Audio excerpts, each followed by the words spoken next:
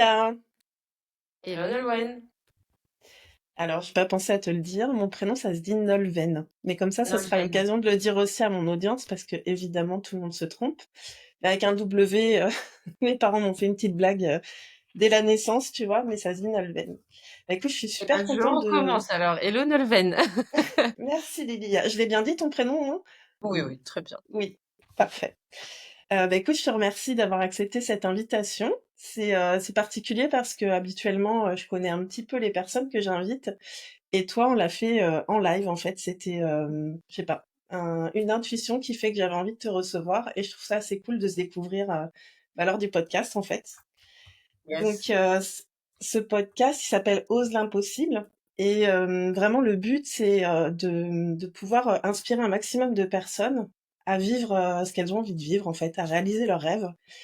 Tout en montrant aussi l'envers du décor, parce que c'est vrai qu'on entend beaucoup que oui, tout est possible, il faut y aller.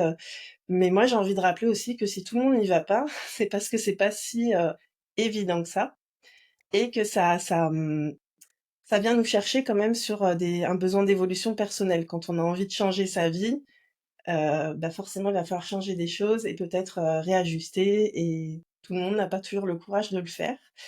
Donc voilà, j'avais envie de te donner la parole sur ce sujet. J'ai préparé quelques questions, mais c'est plus une trame. Et pour commencer, il y a un petit jeu que j'aime bien faire parce que je suis fan des oracles. Je sais pas si tu connais un petit peu les oracles. J'ai un jeu, Petit peu. notamment un jeu de cartes que j'ai sélectionné, et j'aime bien, avant que tu te présentes, bah, tirer une carte pour toi en demandant quelle est ton énergie.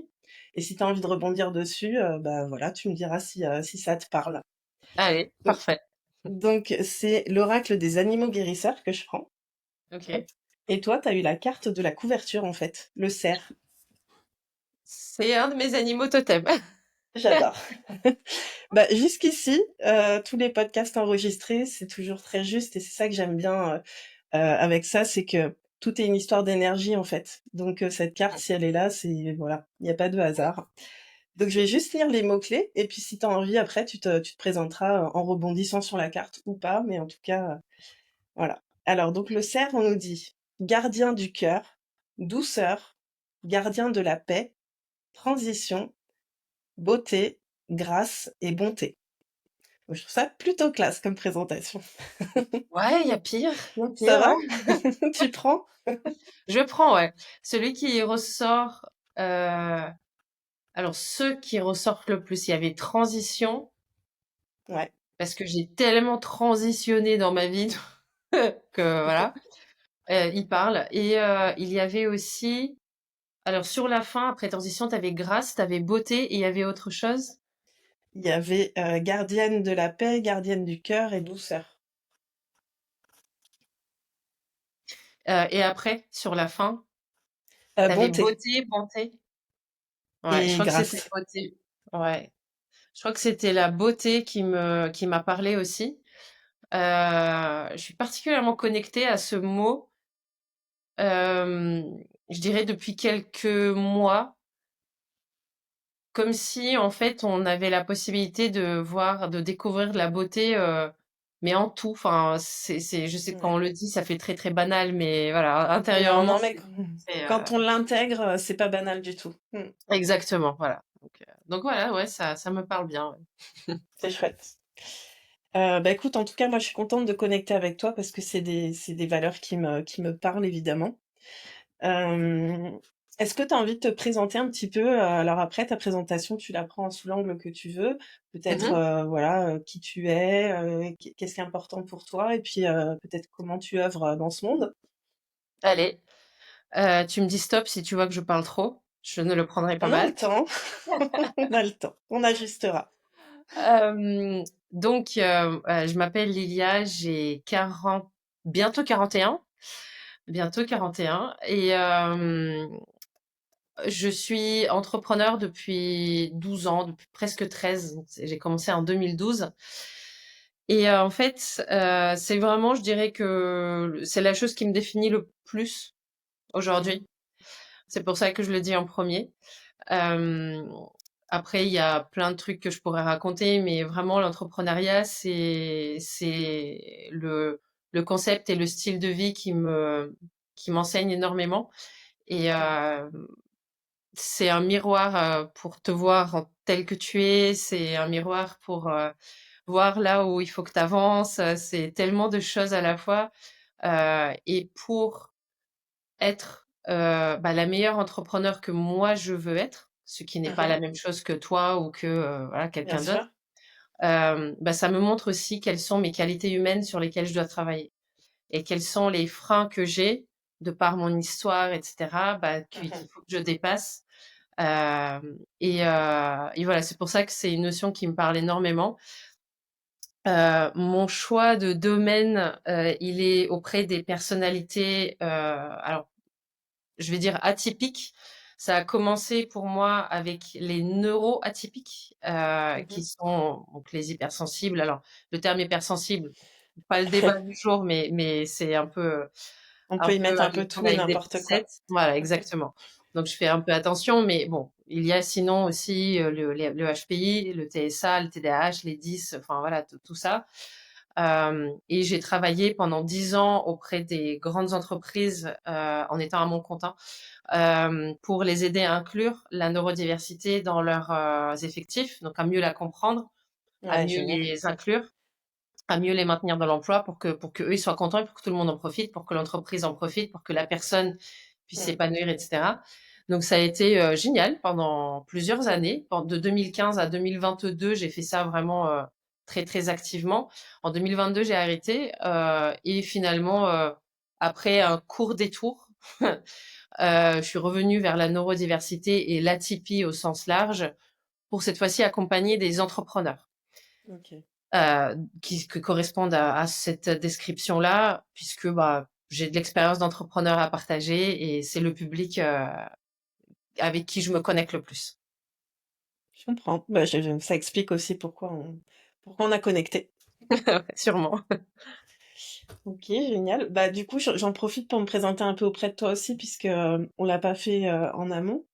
Moi aussi, je me présente souvent sous l'angle professionnel parce que c'est, en fait, pour moi, un travail, c'est pas juste un travail, quoi. C'est tu vois, je t'ai parlé de comment tu œuvres dans le monde, pour moi, c'est vraiment ça, en fait.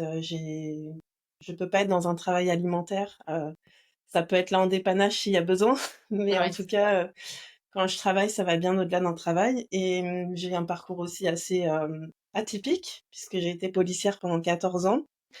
Après je suis rentrée dans le domaine de l'entrepreneuriat dans l'immobilier et puis, au bout de 7 ans d'immobilier, ce qui me plaisait le plus finalement, c'était d'accompagner, des talents aussi à devenir mandataires, à développer leurs capacités, leur potentiel et je me suis dit que c'était vraiment ce que j'avais envie de faire, à 100 en fait, donc j'ai créé cette activité-là. Je travaille beaucoup avec la manifestation consciente, parce que je pense que vraiment, on crée notre vie, en fait, sans même le savoir souvent. Donc ça peut créer parfois des catastrophes, surtout, quand on est assez sensible, en fait, je pense que ce qu'il y a, c'est qu'il y a beaucoup d'émotionnel qu'on ne sait pas forcément gérer et qui, dans le processus de la manifestation consciente, a une, énorme importance puisque, émotion plus concentration, pour moi, ça crée de la manifestation. Donc voilà, sinon je suis maman de 2 enfants, je vis en Irlande, je vis avec mon chéri depuis 5 ans et j'ai 41 ans, donc on a quasi le même âge et voilà. Et donc j'ai, ce podcast-là, que je viens de créer, pour moi, c'est vraiment une opportunité de rencontrer plein de gens, de partager aussi, je trouve qu'en fait, les rencontres, c'est, comment dire? Les rencontres, c'est vraiment à chaque fois un enrichissement, tu vois? D'un côté ou de l'autre, en fait, il y a du partage et en tant que hypersensible, parce que je me mets dedans, sans problème, j'ai toujours été une éponge, donc tant qu'à faire, autant être une éponge avec des personnes qui nous inspirent et dont le parcours, voilà, a du sens pour nous. Donc le tien m'attirait et c'est pour ça que je t'ai invité. Merci. Je t'en prie. Ma première question, en fait, envie de te demander ce que ça représente pour toi d'oser l'impossible, en reprenant le nom du podcast. Comment tu le définirais? Ah, alors pour moi, oser l'impossible, je ne le mettrais pas dans des trucs extraordinaires, tu vois? Je le mettrais dans quelque chose qui nous paraît impossible à nous. Mmh. parce que c'est un paradigme avec lequel on a grandi, et hem et puis un jour on ose quoi. Alors, peut-être qu'il y a de la préparation, mais un jour on y va et hop, et c'est fait et puis on se rend compte que c'était pas impossible du tout. Ouais. Je suis assez d'accord avec ça, effectivement, c'est pour moi, c'est juste d'écouter un peu, je crois qu'on est vraiment guidé par notre cœur, en fait. Si on s'autorise à écouter nos envies, bah, effectivement, il y a peut-être des choses dont on a envie qui, sur l'instant, nous paraissent impossibles et en fait, pour moi, si on en a envie, c'est que c'est une réalité potentielle pour nous et que ça va juste nous demander de venir développer des compétences et aussi de passer à l'action surtout, quoi. Parce que, C'est ça. bah, souvent on apprend en y allant, hein, l'entrepreneuriat, ça t'apprend ça. Vas-y, Exactement. saute, tu verras. Là, il Mmh. va. Et c'est enfin, c'est tu aurais un exemple de la peut-être la première fois ou la fois la plus marquante où tu t'es dit, que tu avais envie de faire quelque chose qui te paraissait impossible et où tu y es allé et comment tu l'as vécu, en fait? Ouais, j'en ai pas mal. Alors, tu vois, curieusement, j'en ai pas trop dans le pro parce que j'ai l'impression, en fait, que dans mon parcours d'entrepreneur, heu je sais pas comment le dire, mais en fait, c'est comme si je me posais plus la question à partir du moment où j'avais compris ce que ça allait m'apporter moi intérieurement, Mmh. c'était la seule chose à faire, donc je me posais plus la question. Il y avait plus du tout cette notion de possible ou d'impossible. Les fois, les choses qui sont les plus difficiles pour moi et qui me font penser à cette question, que ça soit pro ou perso, c'est quand je dois mettre un terme à quelque chose. Donc je Mmh. me rappelle quand je devais annoncer à mes patrons que je démissionne, par exemple, ou quand je dois mettre un terme à une mission, bah, qui m'a beaucoup apporté, mais là, voilà, il faut arrêter Ouais. et oui, et dans le perso, bah, quand il fallait mettre un terme à une relation, par exemple, là, c'était la même chose, tu vois. Mais et ça, pour moi, c'est des grosses victoires finalement. Mais ouais, ta question, elle me fait vraiment surtout penser à ce genre de moments, des moments où terminer quelque chose pour me respecter, bah, c'est ça qui était de l'ordre de «l'impossible» entre guillemets pour moi et que j'ai osé. Voilà. C'est super intéressant ta réponse parce qu'effectivement, on prend souvent, pas dans ce sens-là Mmh. et pourtant, je te rejoins totalement, moi, je suis quelqu'un de très engagé donc quand je m'engage dans quelque chose, quelque part, à un moment donné, si j'ai envie d'arrêter, il peut y avoir un peu ce sentiment de, est-ce que je vais abandonner quelqu'un? Bon, je l'ai travaillé, hein, bien sûr, ce sujet, mais c'est vrai que pour beaucoup de personnes, ce qui les empêche finalement de manifester leurs rêves, ce que j'ai remarqué, c'est qu'ils sont pas prêts à faire la place, en fait. Ouais, c'est ça. Il y a une sensation de perte et en fait la perte c'est vraiment qu'une sensation parce que la nature elle aime pas le vide. Donc à chaque fois, ce que j'ai remarqué, hein, surtout des choix qui sont difficiles comme ça à faire mais qui t'honorent, chaque fois que tu fais ces choix-là, avec confiance et avec foi que c'est pour mieux, bah les portes elles s'ouvrent en fait. Et c'est souvent ça que les personnes ont du mal à faire. Ils voudraient que la nouvelle situation arrive et puis comme ça après on peut être sûr de laisser l'ancien même s'il n'y a pas que ça à prendre en compte, mais c'est intéressant, j'aime bien. Et du coup, comment tu gères ces moments de doute, ou de peur, enfin, comment tu gères cet aspect émotionnel quand tu dois prendre, une décision où tu te sens pas forcément capable ou pas forcément à l'aise, de la prendre? Alors, au départ, je le gérais pas bien du tout. Je pense que je le gérais même pas, en fait, tout simplement. Mmh. J'y allais parce que mais ça me prenait des semaines pour prendre la décision, pour aller parler enfin bref, c'était compliqué. Je me suis vraiment améliorée dessus ces allez 3-4 dernières années, je pense. Et tu sais quoi? En fait, c'est très simple, pas facile pour autant, mais simple, où je me dis: «Bon, OK, d'accord, tu peur, mais est-ce que tu vois d'autres solutions?» Si la réponse est non, bah, saute en fait. Enfin, juste saute, juste fais le truc, Ouais. dis le truc. Et si besoin, je me rejoue le dialogue, enfin ce que j'ai envie de dire plusieurs fois avant, tu vois, je me prépare quand même. Oui, Euh, mais j'ai juste arrêté d'écouter la peur. ouais, J'y vais et de l'autre côté, finalement, bah t'as rien. Tu sais, j'ai vu cette expression-là chez une de mes entrepreneuses inspirantes préférées. Elle dit que, et c'est pas d'elle, elle-même, elle dit, je sais pas où je l'ai prise, mais elle dit la peur fait 1 kilomètre de large, mais 1 centimètre de profondeur. Donc ouais, finalement, t'es impressionné par ce truc-là, tu regardes, oh putain, mais comment j'y vais? Et quand tu mets le pied dedans, bah finalement, tu te rends compte qu'il y a rien, quoi.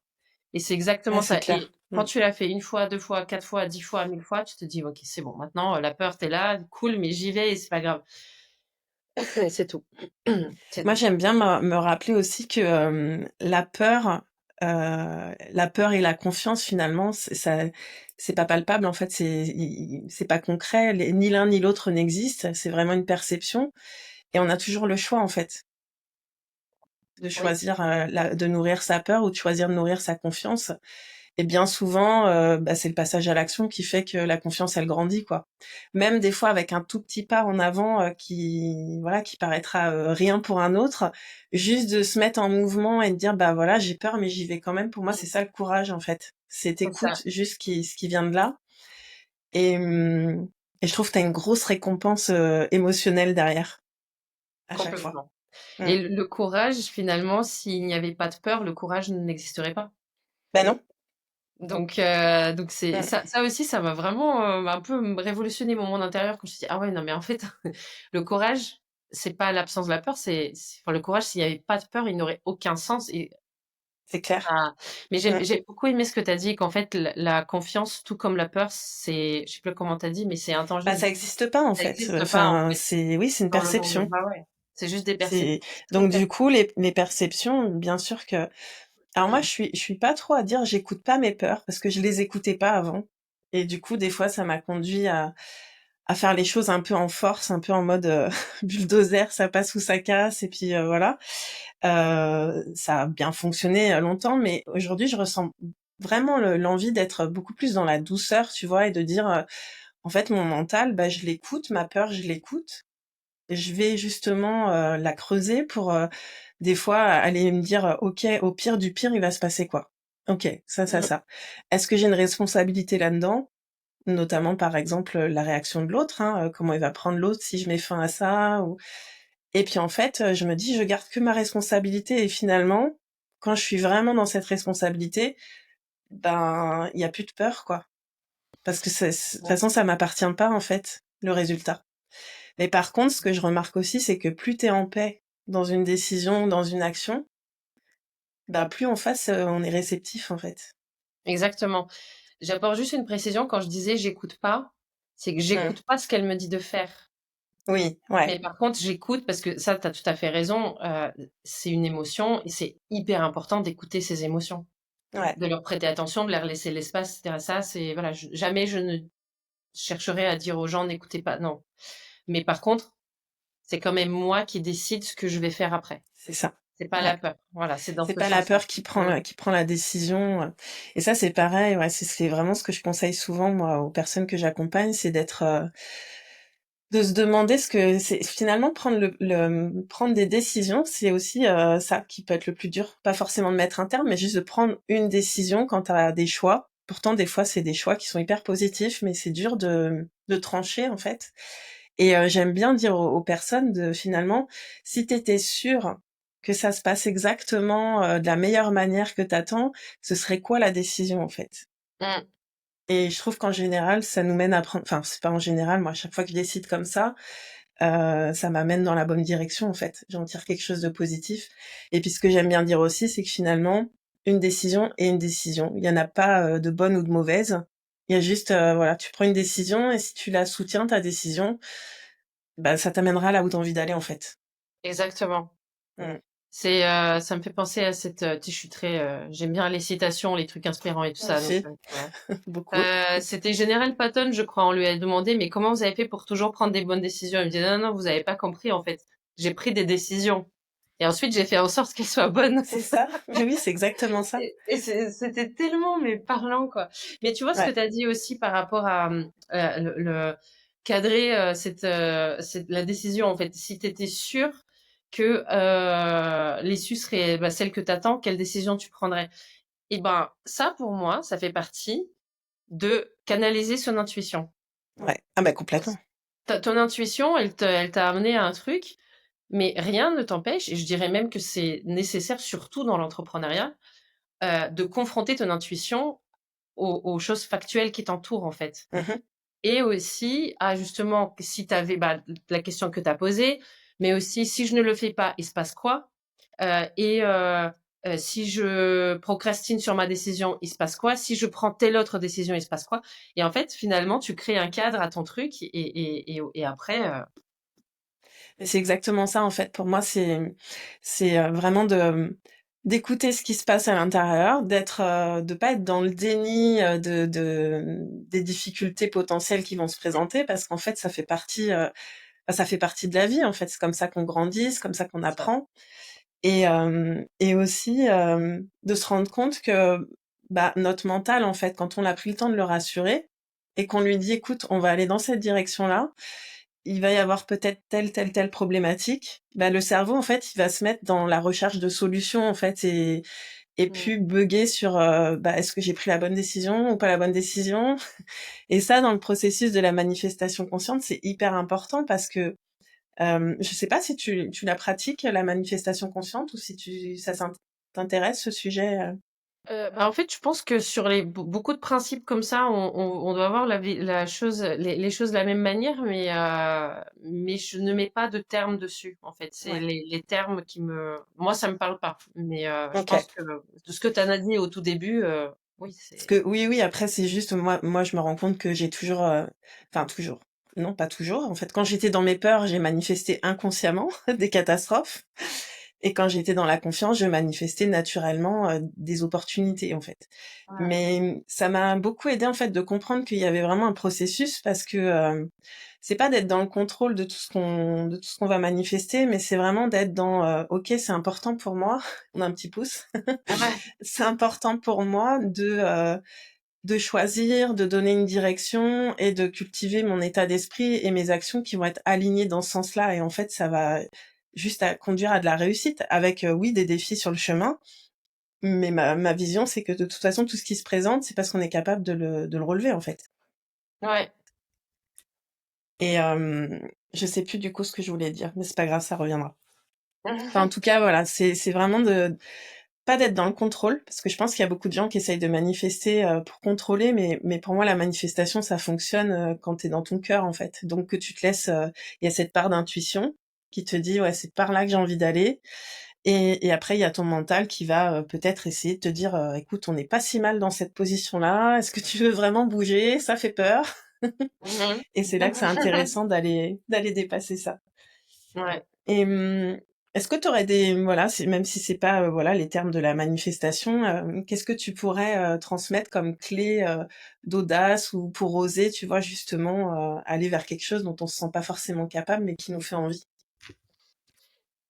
Moi vraiment ce que je fais en tout début de tout accompagnement, et pour moi, parce que à mon sens, c'est extrêmement, important et puissant. C'est vraiment toutes ces questions-là dont je t'ai fait part il y a 2 minutes. Et s'il y a un truc qui te fait envie, c'est de bien, bien, bien conscientiser et de bien, bien, bien creuser pourquoi.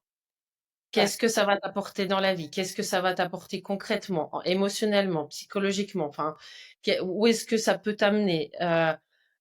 Si Qu'est-ce que ça représente pour toi, tu vois, symboliquement, par rapport à ton parcours, par rapport à ton enfance, par rapport à, je sais pas ouais, moi, aux choses que tu as envie de te prouver toi-même. Et si tu ne le fais pas, il se passe quoi en fait? Si tu n'atteins pas ce truc-là, qu'est-ce qui se passe? Ça, c'est une chose. Et une autre chose, c'est aussi si tu n'agis pas pour que ça se passe, comment est-ce que tu te sentiras? Quel ouais, sera le regard de du futur toi sur la personne qui en rêve mais ne fait rien pour? Et le retourner dans autant de sens que possible. Et franchement, dans mon expérience et pourtant en termes de confiance, d'estime, de respect de moi, je partais mais de tellement loin que c'est franchement, enfin, je pense que si je peux y arriver, n'importe qui peut y arriver. Mais, ça m'a vraiment enfin, une fois que j'ai tellement connecté avec toutes ces réponses, Mmh. ça devient viscéral. J'y vais, même C'est une si j'ai peur, j'y évidence. vais, je m'en fous en fait. Mmh. Et puis de toute façon, parce qu'il y a aussi cette question-là, qu'est-ce que je risque en réalité? Et Mmh. vraiment, vraiment creuser cette question du risque et du pire scénario, tu vois? Ouais. Quelqu'un qui se demande, et d'une personne à une autre, ça va pas être les mêmes réponses, hein, mais si quelqu'un se dit: «OK, si je quitte mon job là, je me lance dans l'entrepreneuriat et dans X mois ou années, j'ai pas réussi, quels sont les risques?» Et parfois, il y a toute une famille en jeu et bon voilà, bien sûr, faut y aller, en mesurant ses propres risques, mais la plupart du temps, le premier pas à faire, il est pas si risqué que ça, en fait, Ouais. voire pas Bah oui, risqué. parce que tu peux le cadrer comme tu l'as dit, en fait, je crois que c'est hyper important parce que tu l'as dit, il y a une notion de ça va pas être du tout les mêmes enjeux pour, selon la personne, Mmh. selon sa situation factuelle, mais aussi selon, ses propres blessures, ses propres peurs, ses propres insécurités et hem et même s'il y a une part de risque, en fait, il faut être, dans une forme de sécurité intérieure, en fait.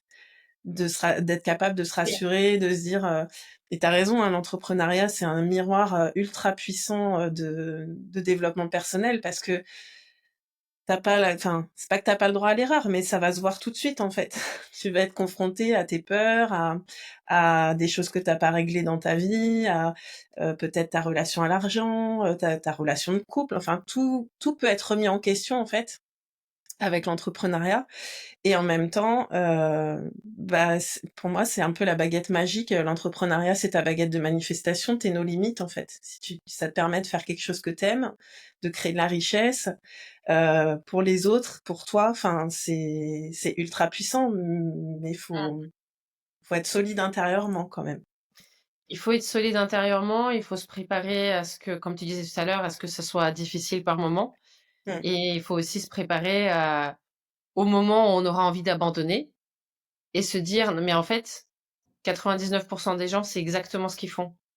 C'est mmh. pour ça que si je n'abandonne pas, je ferai partie des 1 Et juste ça, qui déjà, t'as retombe. gagné. Mmh, Voilà et juste en faisant ça et ça, il y en aura des moments comme ça et je me rappelle, c'est assez rigolo, mais je fais souvent des ateliers en ligne, où j'ai la plupart du temps beaucoup de personnes, que je ne connais pas, qui me connaissent pas et j'avais fait une slide avec mon parcours et c'est rigolo parce que j'avais fait une slide, tu vois, en montagne ouais. russe, enfin grosso modo et il y a une personne qui m'a dit: «Mais en fait ça m'a vraiment fait peur» parce que j'ai pas enfin je sais plus comment elle a dit et c'était pas malsain de sa part, hein. Je pense que juste elle était peut-être pas forcément prête ou qu'elle avait besoin Non, mais tant d'approfondir mieux, un petit peu ses c'est bien qu'elle ait pu voir ça aussi, hein. On n'est pas là pour, oui, embarquer de n'importe qui, n'importe comment dans cette aventure-là, hein. ouais, non, mais bien sûr. Après, du coup, j'ai un peu changé la slide. J'ai fait les montagnes toujours, mais tu sais, petit à petit, ça augmente. Une histoire, parce que c'est vrai, en plus, Ouais. c'est petit à petit, ça monte, Mmh.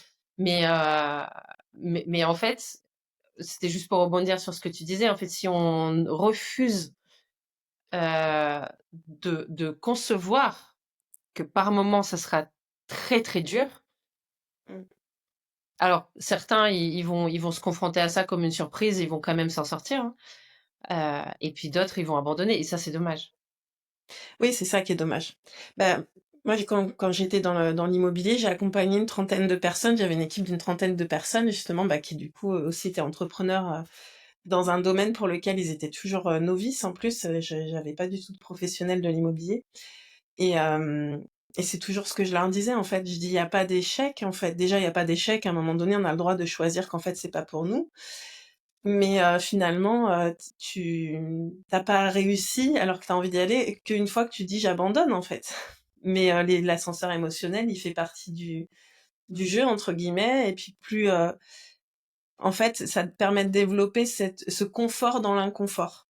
Voilà, Mmh, tu vois ce qui arrive et puis en plus, moi, ce que je pense vraiment, c'est que les difficultés quand elles viennent, elles sont toujours là pour te permettre de grandir encore, en fait. De dire: «Tiens, voilà, je vais développer une nouvelle compétence parce que tu as une problématique qui arrive Tu sais pas comment la résoudre, mais n'empêche que quand tu l'auras passée, tu auras encore gagné en leadership et ouais, en compétences. C'est ça. Donc ça vaut le coup, mais je me souviens, moi, quand je venais de démarrer l'entrepreneuriat, donc en plus j'étais fonctionnaire avant, tu vois, donc c'était quand même un très très très différent. C'est-à-dire que jusque-là, j'avais un plan de carrière avec une grille où ça pouvait faire que monter. Et Mmh, là, boum, c'est toi en fait. Si tu vends pas, il y a zéro. Si tu vends, ça peut être génial, quoi. mmh. Et j'étais allée à une conférence de David Laroche pour les entrepreneurs. Et en fait, je crois qu'on était 50 dans la pièce. Et, heu et à un moment, il avait dit qu'en gros, je sais pas, dans 1 an, il y aurait plus que 50 d'entre nous qui serions entrepreneurs. Puis il était là à 5 ans et à 5 ans, il restait, je me rappelle plus des stats, mais c'était vraiment très, très peu, tu vois? Et je sais qu'en moi, il y a pas un moment où je me suis dit que je ne ferais plus partie, de ceux qui seraient entrepreneurs. C'était en moi, en fait, c'était une certitude et ça, je pense que c'est vraiment quelque chose qui se cultive. De, Ouais. Ah ben, écoute, complètement. Je me rappelle des moments où, parce que la période où je m'occupais des grandes entreprises, euh, j'avais 2 sociétés. J'avais la mienne et puis une avec d'autres, avec des associés, mmh appelée ePipine. Et ePipine, bah, enfin, tout comme ma société à moi, elles avaient parfois du mal, c'était lent, c'était normal. Donc, je prenais des jobs à temps partiel. ouais, Et je me rappelle, j'avais fait il faudrait que je le retrouve, cet article-là sur LinkedIn que j'avais fait. Et je disais, mais je ferais n'importe quoi, en fait, pour pouvoir rester entrepreneur. Même bah, oui, si ça implique de repasser par la case salariat pendant quelques temps, mais pas à temps plein et sans gros enjeux d'aimer le job dans ma tête, ouais, tu vois? je vois. Juste pour ne pas avoir à fermer ma boîte, quoi. Parce que ça, pour moi, Ça, ça, c'était un ça a projet de toujours vie, en été, fait. C'est ah comme ouais, ça, complètement. mais ça me parle carrément. Moi aussi, hein, j'ai eu des périodes où ça a été plus difficile et où j'ai repris des temps partiels et en fait, bah, c'est important de le partager ça parce que j'ai l'impression qu'il y a presque une honte pour certains entrepreneurs parfois de devoir repasser par cette case-là comme si c'était, dégradant. Mais non, franchement, c'est hyper courageux de Oui, croire tellement, bah, enfin voilà, c'est que ça a du sens en fait. Ce qu'on fait, ça a du sens et pour rien au monde on arrêterait et on est prêt à faire des efforts supplémentaires pour continuer en exactement. fait. Mmh, Et ça, c'est un des messages principaux que je fais passer autant que possible c'est bien. à mes clients. C'est si besoin, prenez un job à temps partiel. Ouais. Parce que c'est ce qui vous permet, et en fait, ils le voient pas comme ça au départ, et c'est vrai ce que tu dis, c'est exactement ça, en fait. Les gens, ils pensent que c'est un pas en arrière, mais non, pas du tout, en fait. Absolument pas. Au contraire. Non et puis C'est une vision très réaliste de ta situation, en fait, finalement. Parce oui, que si c'est de tu la continues à lucidité. fermer les yeux sur ça, au bout d'un moment, tu finiras sous les ponts, et Ouais. qui en bénéficiera? Personne. Non, c'est clair. Donc, Et puis c'est ça aussi le tu vois, je parlais du sentiment de sécurité intérieure. Si tu es entrepreneur et qu'en fait, il y a rien qui rentre et qu'en fait, bah, tous les jours tu te sens dans le manque et ton esprit il est occupé que à ça, c'est compliqué d'avancer, c'est compliqué d'être magnétique, c'est compliqué de alors que, bah, parfois se dire: «Bon, ben, OK, je vais me réorganiser différemment, je vais prendre un temps partiel, mais je vais me créer une sécurité et me rassurer, comme ça je vais être un peu détachée de cette question aussi de la finance quoi, et de comment je paye mes factures et cetera». Donc ouais. non, c'est bien que tu véhicules ce genre de message, c'est pas assez fait, je pense. Comme si, en fait, tu pouvais pas être dans le succès et avoir besoin, par moment, tu vois, que ce soit, qu'il y ait un complément, en fait. Non, mais c'est ça. Mais je pense que ça va aussi avec le message qui est véhiculé aujourd'hui autour de l'entrepreneuriat, où il y a une sorte d'effervescence, de millionnaires qui se sont faits en quelques mois et qui te disent: T'inquiète, je peux t'aider à devenir millionnaire très rapidement». Moi, je suis adepte du slow business, en fait. Enfin, ça peut mettre du temps, et par contre, tu peux construire des bases très, très, très, très, très Mmh. solides. Quand je dis slow business, c'est pas slow business, c'est plutôt, slow success. Oui, mais c'est ça, Parce ça se que construit, hein. mais ça se construit, quoi, et plus et d'ailleurs, moi, mes clients dans ma niche, ils sont pas du tout adeptes des gains rapides. Et ça, on se met tous d'accord dès le enfin, avant de commencer à bosser ensemble, tu vois. Mais Ouais. Je trouve ça Oui, oui, super parce que sinon ils important. vont pas obtenir, enfin, c'est pas ça que tu leur garantis, en fait. Ah non, non, mais moi je absolument pas. Enfin, de toute façon, je comprends même pas qu'on puisse encore, garantir ce genre de choses aujourd'hui parce que, c'est pour moi, il y a beaucoup de mensonges quand même autour de ça, parce que Mmh, c'est pas une méthode à appliquer pour devenir millionnaire, en fait. J'ai lu un article, l'autre jour, c'était, l'ex-femme de Elon Musk qui disait, qu'il suffisait pas de vouloir, créer 1 million en gros, mmh, qu'être millionnaire, c'était possible, mais que, déjà il fallait avoir un état d'esprit de millionnaire. Il fallait, avoir une cause plus grande que nous pour pouvoir garder, son million et qu'est-ce qu'elle disait ah, aussi? Enfin, en tout cas, il y a vraiment tout un état d'esprit et de savoir, enfin moi, par exemple, si je parle d'1 million, tu vois, ça me parle absolument pas, en fait. Des chiffres, ça me parle pas. Par contre, si je me dis avec 1 million, je vais pouvoir contribuer de telle manière, je vais pouvoir, créer ça, je vais là, oui, ça vibre et du coup, ça va voilà, ça va faire que exactement. j'aurai envie de faire les efforts nécessaires parce qu'il y a du sens, en fait.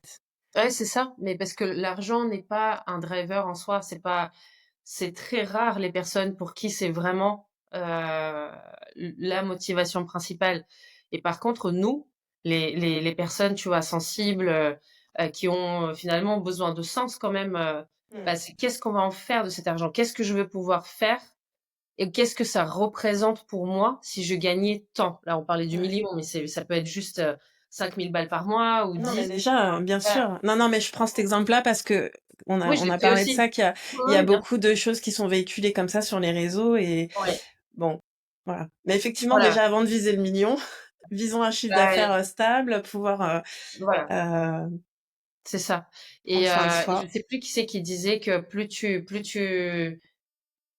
gagnes de l'argent vite, plus c'est facile pour toi de le perdre.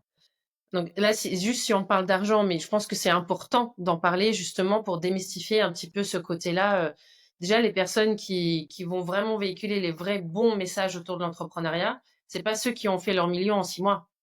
C'est des Non. personnes qui ont essuyé mais des dizaines et des dizaines d'échecs, qui ont dû dire au revoir à plein d'amis, parce que, bah, ils ont renoncé à des activités, et donc ils ont perdu leur cercle social d'avant, qui ont fait des sacrifices, qui ont essayé des trucs, échoué, réessayé, rééchoué et en fait, finalement, le moment où ils arrivent, les gens ne voient que ça. Ils ont l'impression: «Putain, du Ça jour au va lendemain, tranquille, hein. tu es Ça va millionnaire, quoi, tranquille, c'est hein. ouais, c'est cool».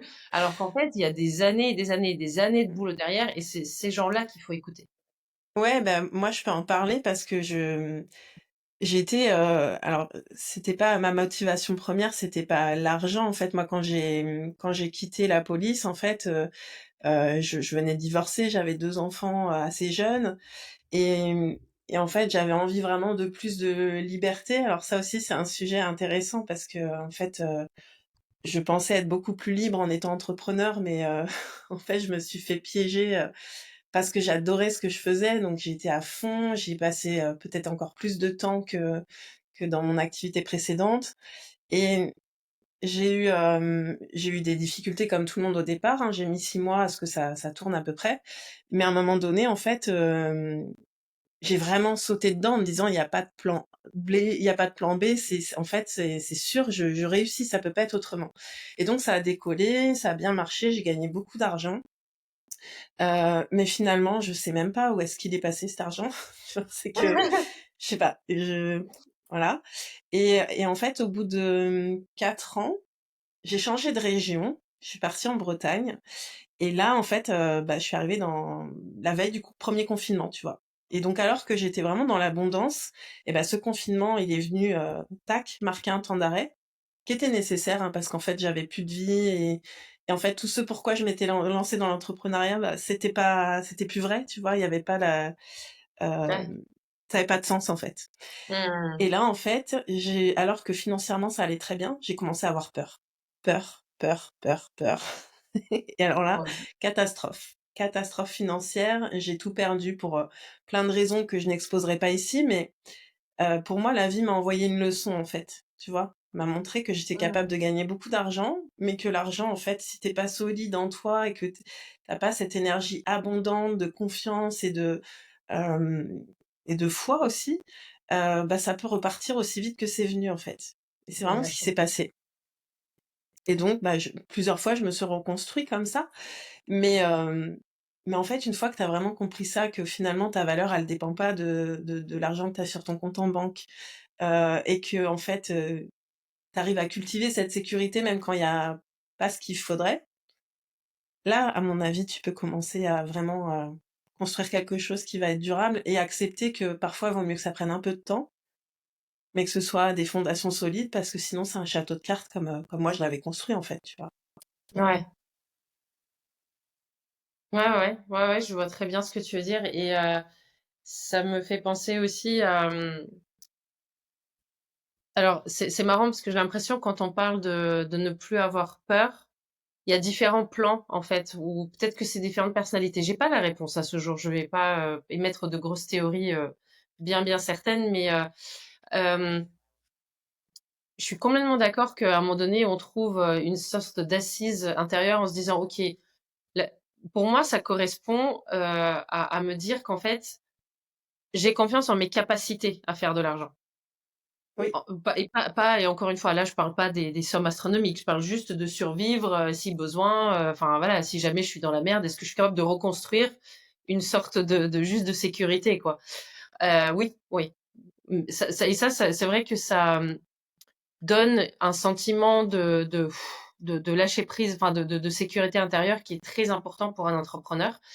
Et Mmh. c'est pour ça que au début et parfois, même pas qu'au début et par moment, par période, ça peut être nécessaire d'aller chercher cette sécurité dans une autre source. De Bien toute sûr. façon, je pense vraiment que c'est pas mal du tout d'avoir plusieurs sources. C'est bon, je sais Ah pas oui, si on dévie du complètement. sujet principal du podcast ou pas, mais je pense que c'est important de se le dire aussi.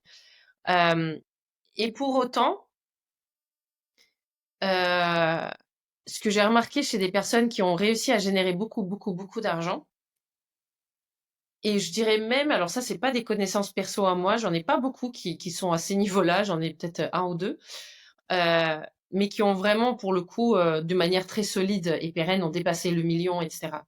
Mmh. Euh, Bah, en fait, ils gardent une sorte d'humilité extraordinaire en se Mmh. disant, ouais, bah, ça se trouve, demain, je perds tout, enfin, j'en sais rien, quoi, de ce que la vie peut m'apporter, tu vois.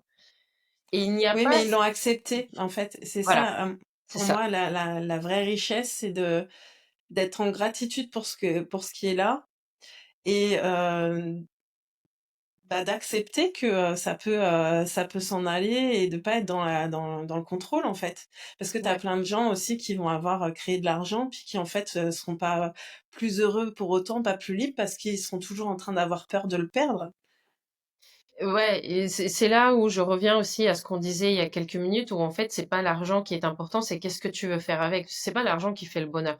Ouais. D'après certaines études, je ne sais plus, il faudrait que je retrouve lesquelles exactement, mais tu sais, ils disent en fait que l'argent contribue vraiment au bonheur jusqu'à un certain palier pour te garantir les bases vitales, Ouais. un niveau de vie, bah, selon le pays où tu vis, mais enfin voilà, le Non, mais minimum et un peu descends, quoi. plus. Ouais. Voilà. Ouais. Mais au-delà de ce palier-là, ça n'a plus de corrélation directe avec ton sentiment de bonheur, en fait. Non, c'est Donc, les expériences que tu vis, grâce à ça, en voilà, fait. c'est comment Mmh. tu contribues, comment tu utilises cet argent, qu'est-ce que tu en fais? Et là, on revient à l'action Mmh. et l'action qui est hyper importante pour, contribuer à ton sentiment de bien-être et de bonheur, plus que Bah, oui, c'est la plein de fois. réalisation, en fait. C'est ton besoin de Ouais. réalisation et de laisser une trace dans ce monde qui soit chouette, mais ça fera Ouais. partie d'une des questions à la fin, mais oui. Moi, je me rappelle quand, juste après le covid, j'ai eu la chance d'aller en Thaïlande et c'était hyper compliqué d'y aller parce que, bah, voilà, on pouvait pas circuler librement et tout et j'avais vraiment été impressionnée. J'adore les Thaïlandais, en fait, parce que, ils ont justement ils sont heureux, argent par argent, touriste par touriste, ils se comportent pas différemment, tu vois? Et je voyais comment était géré le covid en France. Heu, en comparaison, en fait, ils avaient rien, ils avaient pas d'aide, mais il y avait une solidarité, de folie. Tu voyais les gens, ils s'entraidaient, il y avait les familles qui, voilà, qui se mettaient à bosser entre eux, et nous, on a été super bien accueillis et je me disais: «Mais mince, quoi, ils ont rien et ils gardent le sourire et ils s'organisent et ils sont solidaires et pourquoi nous, on sait pas faire ça, en fait?» Tu vois? Ouais. Ah bon, effectivement, on va dériver là si, je parle là-dessus, mais Hem, alors attends, qu'est-ce que j'avais noté? C'est quoi la plus grosse leçon que tu as apprise justement peut-être dans un échec ou en tout cas une expérience, challengeante? Hem, la plus grosse leçon, alors je pense que ça va être personnel, parce que je pense vraiment qu'on a toutes et tous des leçons différentes à apprendre. Mmh, Hem, pour moi, si je prends l'exemple le plus récent et le plus parlant pour moi, hein, ça va être de l'ordre de, quand tu as réussi quelque chose, ça veut pas dire que c'est acquis. mmh, Dans le sens où,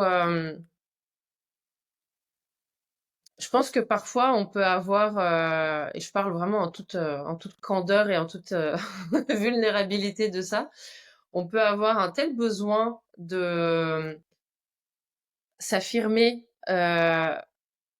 parce que intérieurement, on manque de solidité et ça a été mon cas pendant très, très, très longtemps et j'avais en fait besoin tu vois, presque de dire, d'essayer de montrer,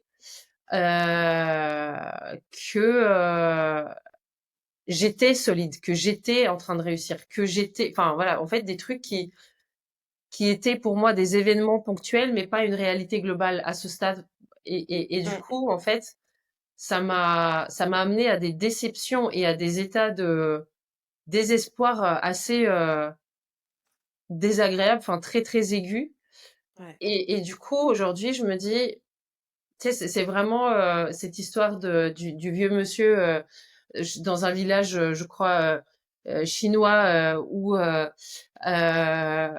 son fils un jour il ramène un cheval ouais, les gens ils disent ah c'est génial, il dit bah on verra. Le lendemain le fils il fait du cheval, il tombe, il se casse une jambe, les gens ils disent ah putain c'est la loose. Lui il dit ah bah on verra. Et puis l'armée se pointe pour recruter dans l'armée et comme le fils a la jambe cassée, ben ils peuvent pas le ils peuvent prendre. pas. Donc les gens ils disent ah bref.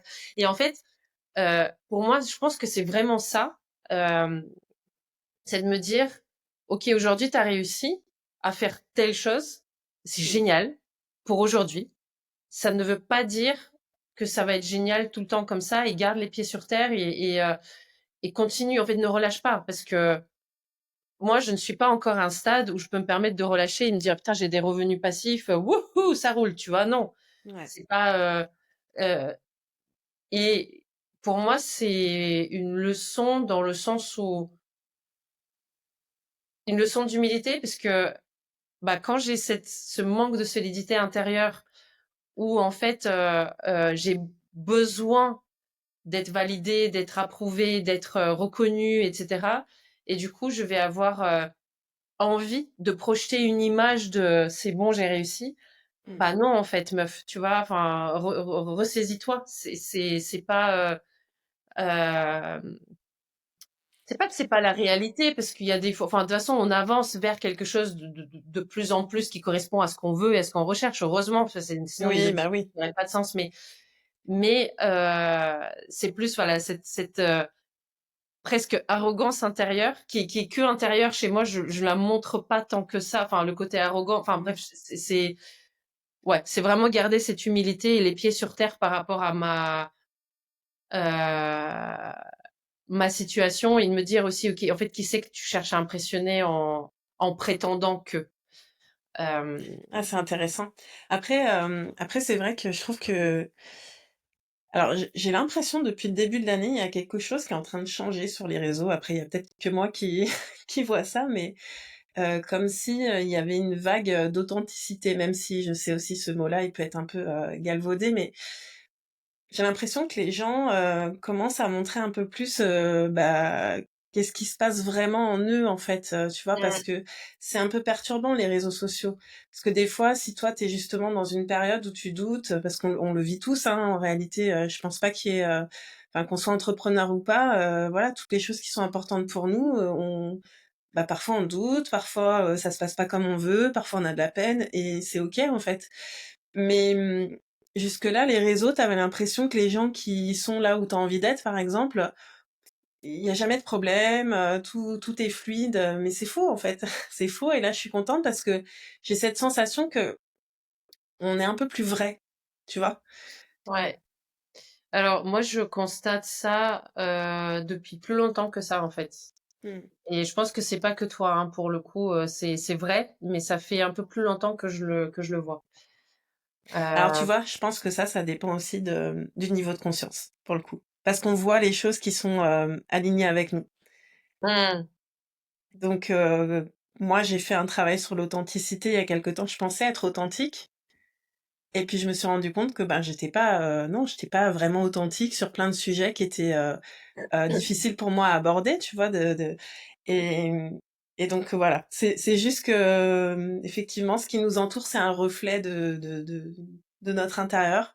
mmh. Donc, je commence à voir plus de gens qui sont authentiques parce que je le suis plus et toi, ça fait plus longtemps parce que certainement que ce niveau-là, tu de conscience, tu l'as depuis, plus longtemps. Bah, je ouais, je comprends ce que tu dis. Pour moi, en fait, c'est une des valeurs principales, surtout. Mmh. C'est vraiment et c'est pas tu vois, le mot on met le mot authenticité dessus, mais c'est comme tous les mots pour moi, tu sais, c'est un contenant et ce qu'on met dedans, Bien finalement, sûr. ça va être très différent d'une personne à une autre et c'est tout ce qu'on dit depuis le début, c'est-à-dire, comme tu l'as dit, comme tu l'as redit il y a encore 2 minutes là, c'est, montrer ce qui est vrai. Parce Mmh. que si on veut vraiment, vraiment, vraiment aider les gens à réussir, bah, on va vraiment leur montrer tout ce qui fait partie du chemin de la réussite et hem et du coup, tu peux pas mitonner, en fait. Tu peux pas dire, «Ça va archi bien», alors qu'en fait, ça va pas, ou «Regarde comment je réussis», alors qu'en fait, bah, tu peines à trouver un ou 2 clients. Enfin, c'est Non, mais c'est pas c'est sans aller jusque-là, en fait, c'est difficile des fois d'être authentique parce que même vis-à-vis de oui, soi-même, on peut être dans le déni de plein de choses, parce que c'est trop douloureux de le regarder, en fait, tu vois? je Donc suis d'accord. Non, non, mais c'était juste, bah, c'est pour c'est ça que je dis que c'est un contenant et que derrière ce qu'on ouais, met, ouais, ouais. voilà, c'est Moi, je après parle bien sûr vraiment de d'être finalement, c'est pas si facile que ça d'être authentique déjà avec juste soi-même. oui, Tu prends, ça fait tu te regardes dans le miroir et tu te dis vraiment les choses, ouais. c'est pas si facile que ça, en fait. Ah, c'est très dur. Mmh. Mais je pense que c'est un muscle, tu vois? C'est un muscle qu'on Ah développe mais clairement, clairement. et puis, tu disais, tu pensais être authentique, mais je pense que et je pourrais dire la même chose de moi parce que enfin de n'importe qui, c'est des stades, hein. Je suis sûre que tu l'étais à ce moment-là. Oui, mais par rapport à mon Ou niveau d'authenticité vis-à-vis de moi, si tu veux. ouais. C'est des parts de moi que j'avais pas forcément, accueillies, tu vois? Mmh, Là, bien sûr. ce soir, par exemple, alors ce sera pas, ce soir pour ceux qui regardent mon podcast, mais je fais un live sur, les relations, toxiques, en fait. Alors, pas pour, venir mettre le projecteur sur il y a des toxiques et tout, plus pour montrer qu'en fait, potentiellement, on est tous toxiques, en fait. Et que plus on va se connaître, plus on va connaître nos propres failles, les accueillir et puis, être honnête avec nous-mêmes, moins on peut être sous emprise, d'un système ou de quelqu'un et ça, tu vois, c'est des sujets, j'aurais pas pu en parler il y a encore, 6 mois, 1 an. Ouais. Parce qu'il a fallu que j'aille, voilà, en profondeur, accueillir toutes ces parties de moi qui ont souffert de ça, en fait. Bah, tu vois, ça me fait très chaud au cœur que tu parles de la toxicité comme ça parce que j'en ai un peu marre, qu'on et je sais que les personnes toxiques, ça existe, hein, mais c'est tellement loin d'être la majorité. Enfin, par contre, les relations toxiques, oui, mais on est tous capables d'en créer parce que je suis complètement d'accord avec ce que tu dis et c'est génial que tu abordes ça sous cet angle-là parce que ça par contre, voilà, ça va faire partie des trucs controversés, quoi, parce que les gens, ils ont pas envie qu'on Mmh, leur dise, mais que tu fais c'est pour ça que je te dis que j'aurais pas pu y aller avant, mais aujourd'hui, moi, je me dis mon message, enfin, voilà, si je dois parler là-dessus, c'est ça qui est vrai pour moi aujourd'hui. Et puis je peux en parler parce que, j'ai été dans des relations toxiques et quelque part, tant que j'ai pas pris ma responsabilité, hem, ouais, bah, pour moi, tu vois, en fait, en plus, j'ai été quand même policière pendant des années, notamment en brigade des mineurs. J'ai vu des choses, quand tu as une jeune fille qui se fait violer 4 fois par 4 hommes différents, tu comprends bien qu'à un moment donné, il y a quelque chose qui fait que, l'agresseur, il va choisir cette proie-là, en fait. Et moi, mon mmh, but, c'est pas que les gens, ils se sentent mal parce qu'on leur dit: «Attention, tu un comportement toxique». C'est justement que quand ils vivent des choses qui les ont fait souffrir, ils puissent se dire: «Bah, maintenant, j'ai les clés pour que ça n'arrive plus jamais», en oui, fait. c'est ça. C'est Ça, ça le c'est pour but. moi de l'ordre de pour moi, c'est ce que alors c'est encore une fois, c'est les termes, hein, c'est très personnel, mais moi, c'est ce que j'appelle être responsable. Oui, Tu pas coupable de ce qui t'est arrivé, mais par contre, maintenant, c'est toi qui es responsable de faire en sorte que ta vie soit différente. c'est ça. Et je trouve que la plupart des gens n'arrivent pas à distinguer pour eux. Quand on leur dit: «Tu es responsable», c'est, tout de suite, ils entendent ça comme de la culpabilisation et en fait, finalement, quelque part, ils attendent que l'autre change de comportement parce que nous, Ouais. on n'y peut rien, on est une victime. Alors qu'en fait, pas du tout. Et c'est ça aussi qui est super important, c'est que, je sais plus, j'avais fait un post là-dessus aussi en disant: «C'est pas parce que tu as été victime que tu es une victime». Tu as C'est été ça. victime de quelque chose, par contre, tu pas une Ouais, victime et justement, ben, une fois que tu as vécu quelque chose de douloureux, tu as 2 solutions, en fait. Soit effectivement, tu restes une victime et donc tu vas subir, en fait, concrètement et tu vas c'est peut-être ça. attendre que les autres soient différents, mais ça, tu aucun contrôle là-dessus. Mmh. Par contre, si tu te dis: «J'ai été victime et je me guéris, je me» parce que oui, ça demande de voilà, tout un processus de digestion de ce que tu as vécu. Mais par contre, non, t'es pas une victime. Donc, tu vois, regarde en quoi, aujourd'hui, tu peux comprendre des choses et changer des modes de fonctionnement internes qui vont faire que demain, en fait, on pourra plus, te faire ça, en fait. Parce C'est ça. que tu seras Exactement. Ouais, suffisamment, dans un discernement qui fait que, non, non, ça c'est ça. t'arrivera plus. Du coup, j'avais envie de te demander comment le fait de croire, justement en tes rêves, de croire que finalement, rien n'est impossible quand tu as envie de le réaliser, qu'est-ce que ça a comme impact sur ta vision, à long terme, en fait? Qu'est-ce que tu imagines, pour, la suite? Alors, je vais commencer par un petit préambule. Ouais. J'ai jamais vraiment cru que rien n'était impossible. Hem, Tu sais, je trouve qu'on a une ambivalence dans nos esprits qui est complètement normale et ça aussi, je ressens le besoin de le normaliser pour les Mmh. gens. Tu envie de le croire parce que tu lis des bouquins, tu écoutes des podcasts, tu t'écoutes des gens, des conférences, des machins, ils te disent: «Ouais, rien n'est impossible». Il y a une partie de toi qui se le dit mais intérieurement, nos freins et tout ce qu'on a vécu et tout notre paradigme, il peut vraiment aller dans l'autre sens complètement. Oui, bien sûr. Mmh. Et j'ai envie de dire que, heu, c'est OK et qu'on n'a pas besoin de croire complètement que rien n'est impossible, qu'on a juste, tu sais, besoin d'entendre le message, se dire: «Ah ouais, peut-être» et du coup, tu fais juste le premier pas et voilà et après ça enclenche le truc. Donc pour moi, je n'ai jamais vraiment cru. Disons que cette croyance, elle augmente petit à petit. C'est comme si c'était un gros, contenant, tu vois, un verre, et puis au début, c'était ça et puis là, c'est peut-être ça et puis de toute façon jusqu'au bout de ta vie, si tu passes à l'action, Ouais. bah, ça va monter, ça va se remplir de plus en plus mais On en revient heu, sur la confiance, en fait, hein. Plus ouais, tu te donnes l'opportunité de croire que tu es capable, en passant à l'action et puis en ayant exactement, des preuves dans la ouais, matière que, bah, oui, regarde, tu l'as fait, tu as réussi, il y a eu ça qui est arrivé. Plus tu le fais, plus ton niveau de confiance, il augmente aussi. exactement et du coup, bah, ça, l'effet de ça sur, mon parcours, c'est que j'ai juste toujours fait le pas d'après. Et Mmh, c'est en réalité, c'est tout ce qu'il faut. c'est vrai. Hem Et tu vois, moi, ça fait, bah, bientôt 13 ans que je suis à mon compte. Il y a d'autres personnes qui ont démarré il y a, moins longtemps que moi ou en même temps que moi et qui ont déjà atteint des niveaux de succès supérieurs aux miens, mais parce qu'eux, ils avaient une carte, intérieure qui était différente. Ils avaient, aussi, ils étaient peut-être prêts plus tôt que moi à entendre certaines choses. Ils ont fait d'autres trucs qui ont mieux marché que moi et cetera et c'est OK, chacun son chemin et puis il y en a d'autres qui sont entrepreneurs depuis 20 ans, ils sont toujours au ras des pâquerettes et c'est OK aussi. Donc Ouais et puis le succès, c'est vraiment quelque chose de la notion de succès, c'est vraiment quelque chose de personnel, hein. oui, oui, non, mais Hem, là, je te parle vraiment de justement par rapport à sa propre définition du ouais, succès. Il y en a qui ont, qui l'ont atteindre plus qui rapidement. l'ont atteint Mmh, plus rapidement, en moins de temps, enfin plus ouais. rapidement, c'est automatiquement en moins de temps.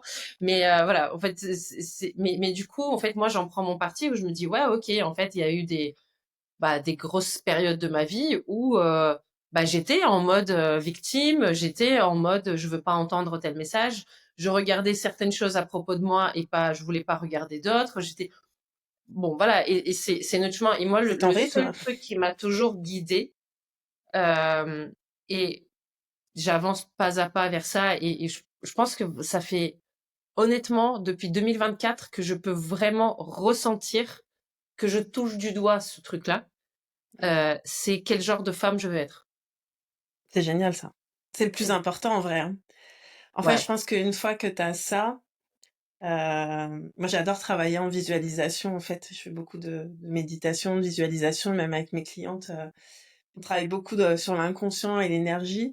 Et en fait, c'est ça, quand tu t'autorises à te dire, bah en fait, ah, excuse-moi, j'ai un truc, un flash. On peut le faire en direct si tu as envie. C'est un exercice que j'ai fait lors d'un challenge que j'ai reçu il y a pas très longtemps. Euh, Pense à une personne qui t'inspire vraiment, dont le ouais, parcours t'inspire vraiment, que tu trouves exceptionnel. Est-ce que tu mhm, as quelqu'un en tête? ouais. Est-ce que tu peux dire quelles sont ses trois qualités principales? La capacité à prendre 100% de responsabilité sur tout, la capacité à avancer malgré la peur, et l'honnêteté radicale, la transparence radicale sur son parcours. Il y en a 15 milliards d'autres, hein, mais Et c'est quoi sa plus grosse valeur? sa plus grosse valeur à elle, Hmm. euh, j'hésite entre l'humain, enfin le sens de l'humain. Je sais pas si c'est une valeur, mais enfin, je pense que c'est vraiment la contribution au bien-être des humains, des humains qui l'entourent. Ça doit être ça. Et du coup, bah en fait, toutes ces qualités, c'est de toi que tu parles, hein, en fait. Quand tu admires Oui, oui, je me quelqu'un, dis, voilà. savais que tu allais en venir là. Ouais, je me doute, mais je trouve ça bien pour les autres, ceux qui écoutent, si vous avez envie de faire Ouais, l'exercice. c'est ça. Euh, c'est génial en fait, parce que vraiment, quand on parlait d'entrepreneuriat comme un miroir, mais en fait, tous les humains qui nous entourent, c'est aussi des miroirs. Et quand il y a quelque chose qu'on trouve waouh, génial, ça veut dire qu'on l'a en nous et que ça demande que bah, à se développer ou à se montrer. Et au contraire, quand il y a des choses aussi qui vraiment nous dérangent chez l'autre, si c'est pas neutre, c'est qu'il y a aussi des parts de nous à aller regarder. Et ça fait vraiment grandir, je trouve. Oui, De plus être dans oh là là, t'as vu, il réagit comme ça, ou il pourrait faire comme ça. Non, non, voilà, laisse la responsabilité à l'autre, mets des limites s'il faut, mais par contre, prends-le pour toi, pourquoi ça te déclenche en fait. il y a Je un trouve ça autre hyper truc comme intéressant. ça. Si je peux à mon tour faire Ah ouais, faire carrément, l'exercice. j'adore. Mm. Alors, ça va vraiment avec mon besoin. Je pense que c'est mon cerveau. Parce que ça, je l'ai pas dit, mais j'ai été diagnostiquée avec un TSA. Donc j'ai un cerveau autiste très, enfin, qui a besoin beaucoup de TSA, c'est conseils, en fait. trouble, Du spectre autistique, du spectre de ok, l'autisme. Ouais. Bon, ok. avant on disait Asperger parce que effectivement, en me regardant, tu Ça, dirais jamais que je suis autiste, mais bon, j'ai un, ah, mais c'est voilà, un fonctionnement qui est différent en fait. c'est un fonctionnement qui est différent, et enfin après voilà, c'est tout un discours et tout un, pas un débat, mais enfin en tout cas un sujet, un grand sujet, Mm, parce qu'il y a des autistes qui n'ont pas la maîtrise de leur corps, et puis des autistes comme moi qui fonctionnent très bien, qui voilà, donc bien sûr. en tout cas un cerveau qui a vraiment besoin de concret, de décomposer les trucs en étapes actionnables, etc.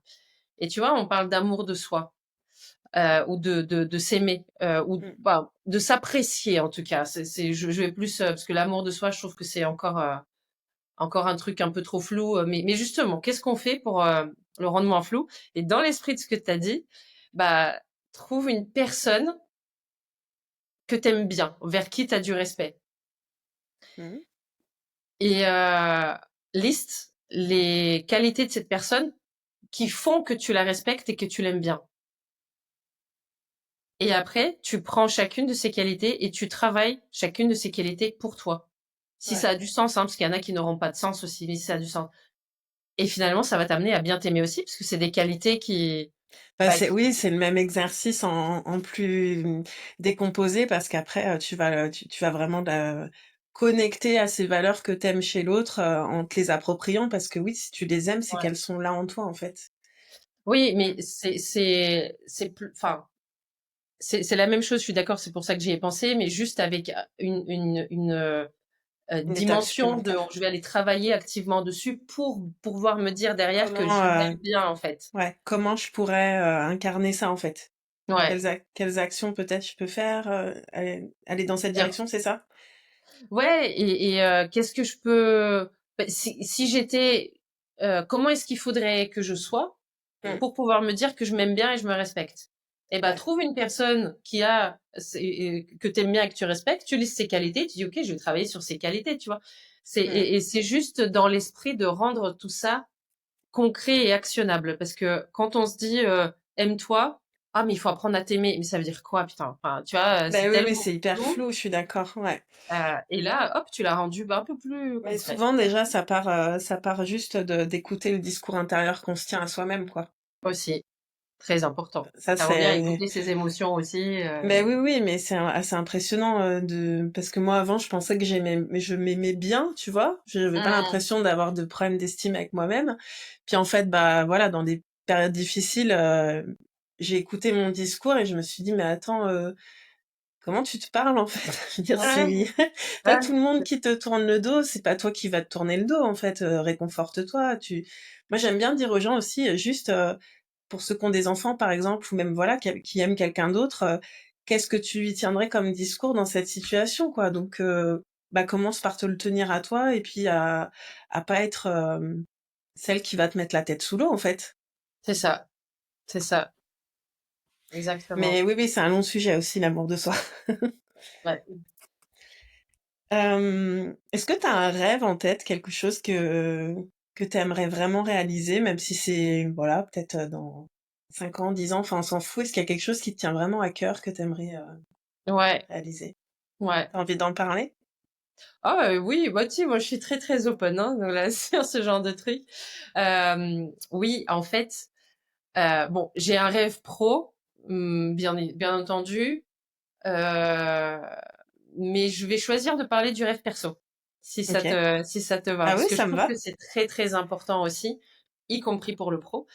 Moi, mon rêve perso, c'est d'avoir, un partenaire de vie avec qui on est vraiment, une équipe, tu vois? Ouais. Je l'ai pas aujourd'hui, je n'ai jamais eu une relation où j'ai vraiment ressenti ça.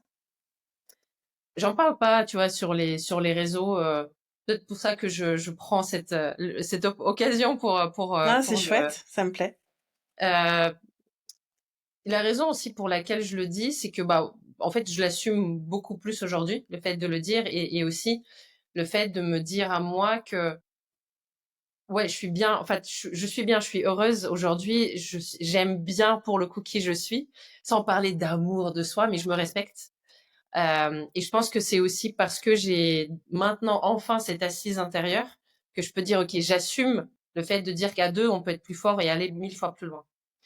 Hem et du coup, le fait de parler de ce rêve-là et et aussi dans le pro, tu vois, plus je me renseigne sur le sujet, plus j'écoute des choses, bah, en fait, finalement, les entrepreneurs et les personnes en général qui ont vraiment réussi leur rêve professionnel, ou leur rêve tout court, c'est soit ils étaient extrêmement soutenus dans leur vie perso, dans leur couple, Ouais. ou alors ils étaient seuls. Mmh. Mais ça n'existe pas, ou quasiment pas, d'après toutes les recherches que j'ai pu faire, une personne qui a réussi comme ça et qui était soit dans une relation dégradante ou une relation quelconque, en fait. Parce que c'est trop Non, important, c'est la personne il y a qui même, va. énormément de ruptures, en fait, quand tu deviens entrepreneur parce Oui, qu'effectivement, comme on disait, c'est un miroir, sans filtre, en fait. Donc exactement. si c'est vraiment important pour toi de réussir, si ton conjoint, en fait, il est pas aligné avec ça, à un moment donné, ça fera partie des choses auxquelles tu vas être capable de renoncer, en fait. C'est ça, Mmh. exactement. Ça, certaines amitiés délétères aussi, enfin voilà. Oh oui. Moi, il y a eu Donc, un gros, gros, gros, ménage, hein, ouais, mais faut pas avoir peur de ça, en fait, je pense sur l'aspect relationnel, c'est vraiment, encore une fois, c'est de se demander pourquoi on est entouré, de qui on est entouré, qu'est-ce qu'on attend de ces ouais, relations et finalement, se rendre compte que pour moi, une relation, ça doit être un choix, en fait. C'est pas parce que tu veux combler quelque chose ou c'est pour ça que tu es sur la bonne voie pour, à mon avis, manifester ton chéri parce que il viendra pas pour combler un manque, en fait. ouais, Il viendra parce que vous avez envie de partager quelque chose. Mais si je peux me C'est ça. permettre, si tu me Permets-toi. m'autorises, augmente le curseur sur l'amour de toi parce que même si c'est galvaudé comme terme, en fait, c'est là, on rentre clairement dans la manifestation consciente. Mon chéri, moi, je l'ai manifesté D'accord. à un moment de ma vie où je me disais, je ne veux plus être en couple, je ne serai plus jamais en couple. C'était OK. et sauf qu'un jour, je me suis dit, mais en fait, pourquoi je veux plus être en couple? Parce que je crois que c'est pas possible de vivre l'amour comme je veux le vivre. Et j'ai demandé à Mmh. l'univers. J'ai dit, si ça existe, si cette personne, elle existe, avec qui je peux vivre l'amour tel que moi je le ressens, montrez-moi. Je l'ai rencontré le lendemain. C'est un truc de fou quand même. Donc Énorme, c'est plus énorme. que après je vais pas dire que ça a été facile, hein, parce qu'on a été à nouveau des miroirs de qu'est-ce qui était pas guéri. Mais comme Oui. on était fait pour Oui. être ensemble, on a guéri ensemble, Mmh.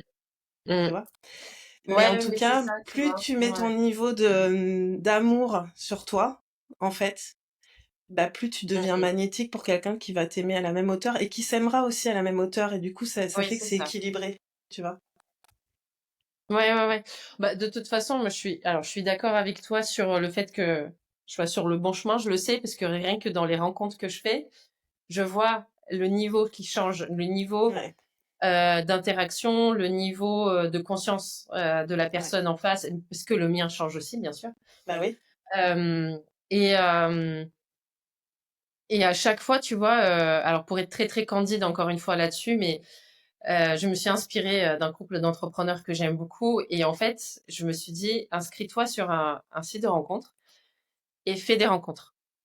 N'attends pas que chaque rencontre soit l'homme de ta vie, juste fais des rencontres pour apprendre, apprendre sur toi, apprendre sur les relations, apprendre. Exactement. Et ça m'a fait un bien fou, en fait. Ça a vraiment, tu vois, donc euh,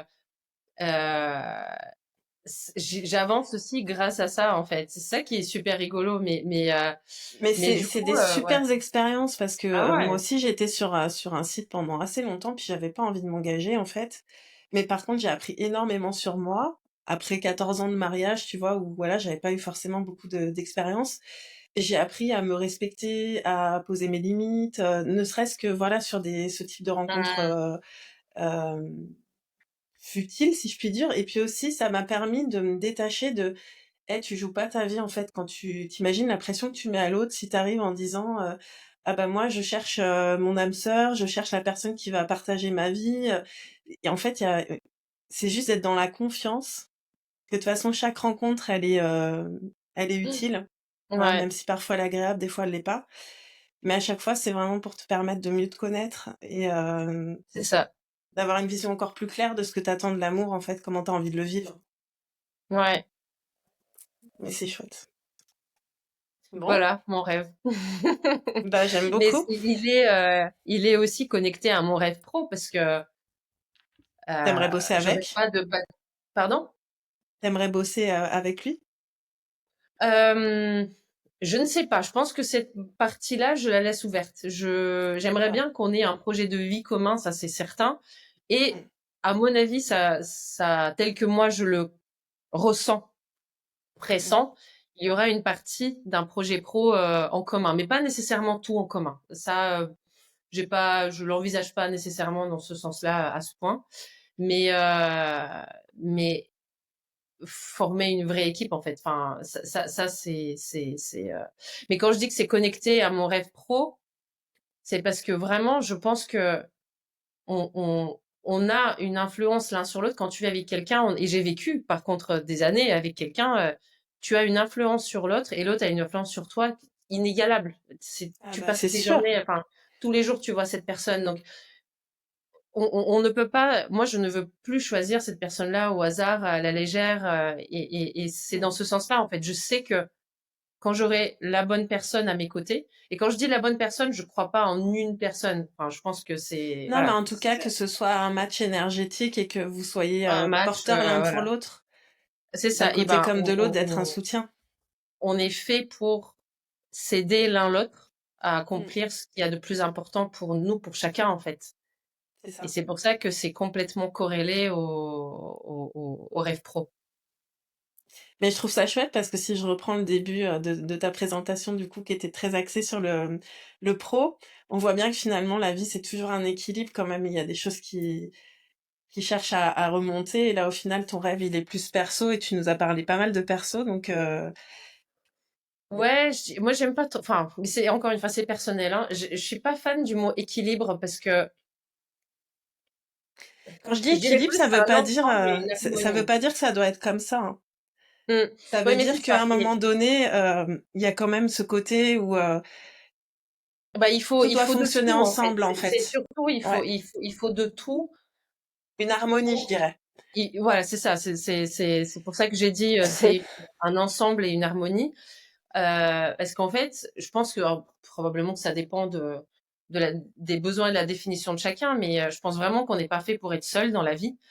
Non. Euh, et euh, et le mot équilibre, pourquoi je l'aime pas? Parce que c'est pas le mot en lui-même, hein, il me gêne pas, mais aujourd'hui, quand entend ce terme, les gens ils pensent tout de suite, je sais pas, j'exagère un peu exprès, mais arrêter de bosser à 17 heures et puis passer couper les écrans et puis non, enfin moi je le vois pas comme ça. Pour moi, l'équilibre, il va être à la limite un équilibre sur le long terme, où il va y avoir des grosses périodes où bah ça va pencher dans un sens, de grosses périodes où ça va pencher dans un autre sens et à l'échelle d'une vie, ouais, je peux parler d'équilibre, mais Non, mais je c'est suis juste que j'ai totalement des d'accord avec toi. besoins. Voilà, j'ai des Ouais. besoins qui sont pluriels. J'ai besoin de m'accomplir par le biais de mon travail, mais j'ai aussi envie d'être en couple avec quelqu'un parce que et vivre des choses à deux. Donc c'est voilà, c'est un ensemble. Voilà. Ça me parle beaucoup ce que tu dis. Je vais refaire un petit parallèle sur le couple parce que du coup, c'est un sujet que j'adore aussi. Et bah, quand j'ai connu mon chéri, justement, ça a été certains miroirs là un peu confrontants parce que lui, pour lui, le travail, c'est le travail en fait. Donc voilà, il aime bien ce qu'il fait, mais c'est pas viscéral si tu veux.